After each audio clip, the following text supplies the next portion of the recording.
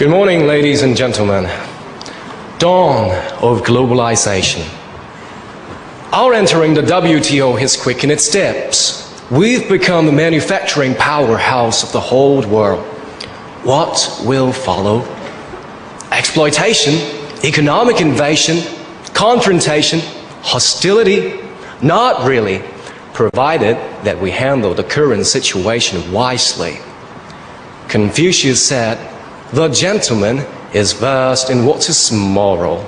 The small man is versed in what is profitable." For the sake of economic reconstruction, however, we're chasing big bucks, and materialism is now the name of the game.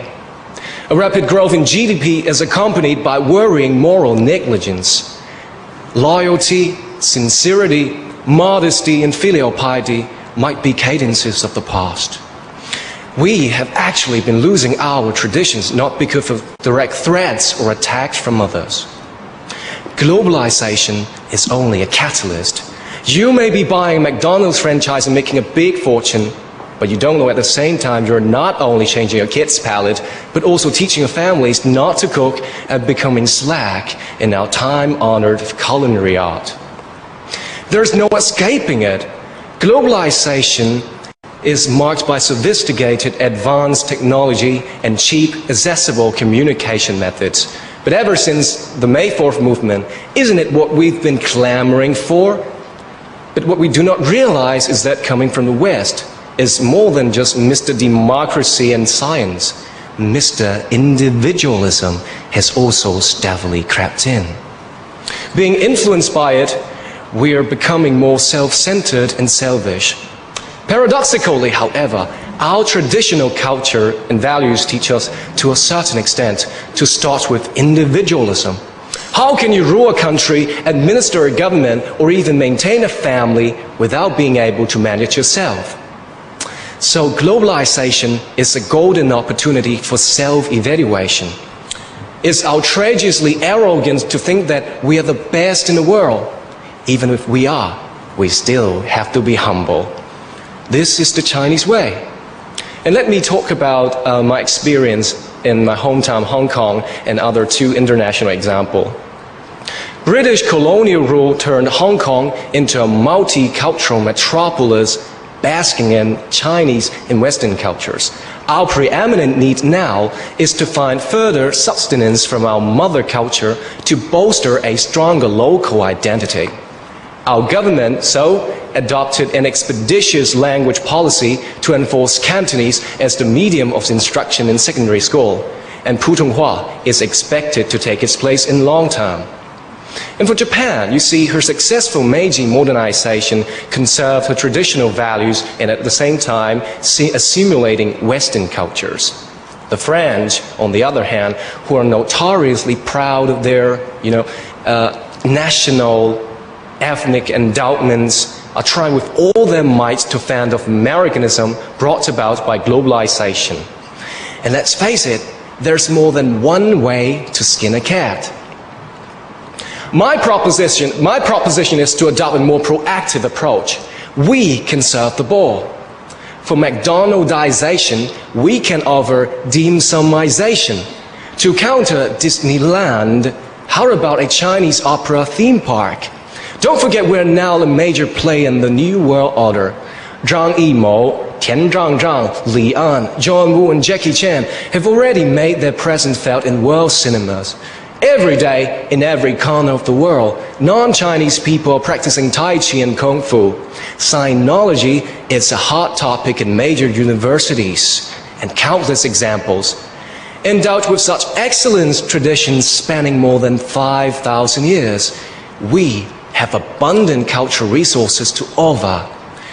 If we have learned a thing or two from our British friends in brand naming theirs as cultural creative industry, we can export ours to the entire world. So a new, re-engineered cultural policy is the answer. Finally, let's not forget we, university students, are well educated to become the model for all to emulate. It's our responsibility to uphold our traditional values. To return to Confucius, a righteous man would never give up his righteousness for survival, but die for righteousness. This is no easy task, but it's our challenging, glorious fate. Thank you.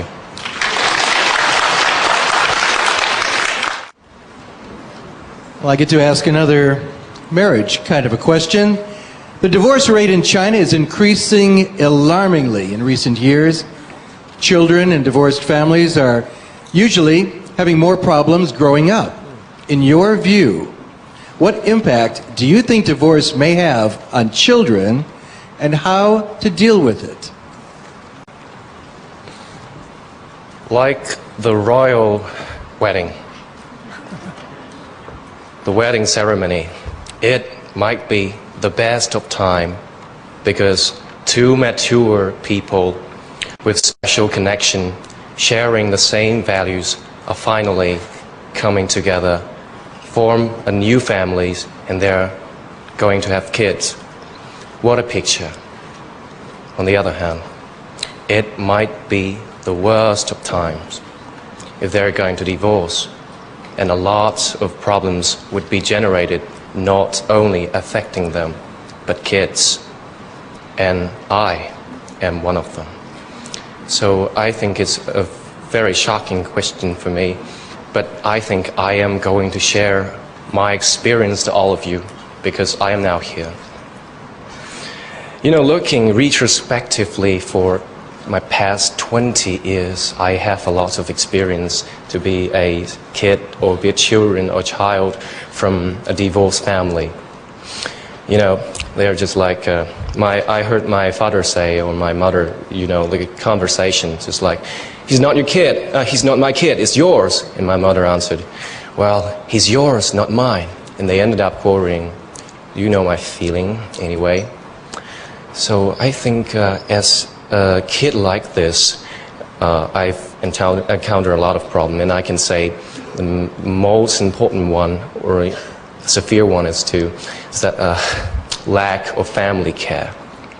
I think, you know, I think I'm qualified enough to speak of this topic, and you know, a kid like this is not going to get enough care from family. You know, when I was before the night of my first date with a girl, you know, my first date before I went to primary school, secondary school, I was very worried and anxious, and I wanted to consult someone for their advice, but no one. I could not turn to anyone.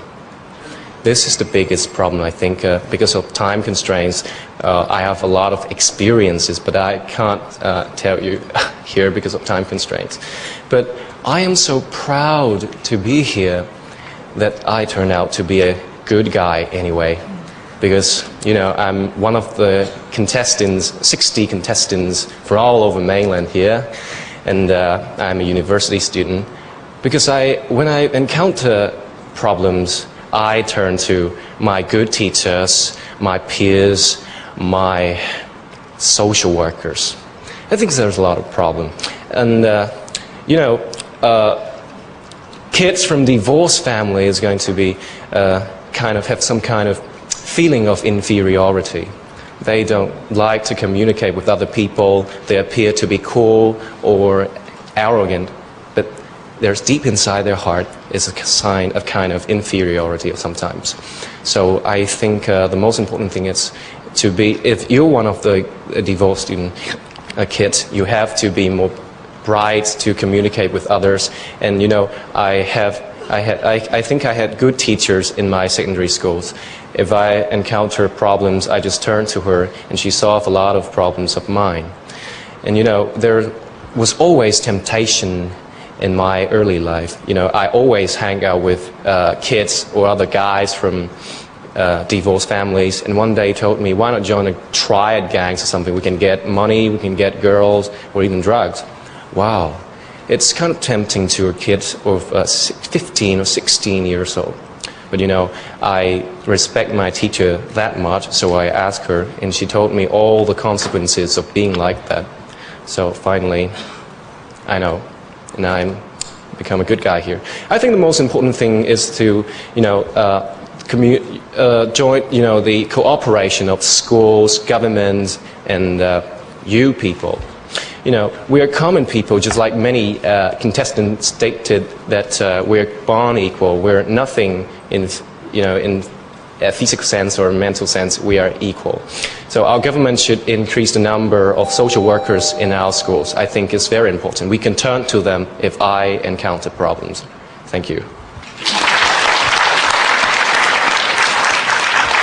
Thank you very much for sharing your personal experience with us. I would like to ask you a creative question. What do you think a society will look like if divorce is disallowed? Wow, what a picture again. And I think, if it's like that, there must be pros and cons. But I think it's more kind of like an ancient world, ancient society, like 1,000 or 2,000 years ago in some sense. Because, I think divorce is kind of freedom. It's freedom. I think I treasure freedom very much. But it is prohibited. And I don't think there's any contradiction to our human rights or laws or something. But at the same time, I think Norway is not always bad to be a kid coming from, growing up in a divorced family. You may ask, I'm kind of supporting divorce. It's quite contradicting to my identity, but I think I turned out to be very self-independent. It's not always bad to grow up in a divorced family, and I think the picture would be quite blurred. I don't know. We have to secure human rights and freedom, and I think it's not going to be a good world with they don't like each other and they just saying, well, maybe they are sleeping on the same bed or living in the same apartment, but there might be confrontation, hostility, privacy invasion, or kind of a lot of problems would be generated. And I think this is not wise to have divorce prohibited or something like this. Thank you.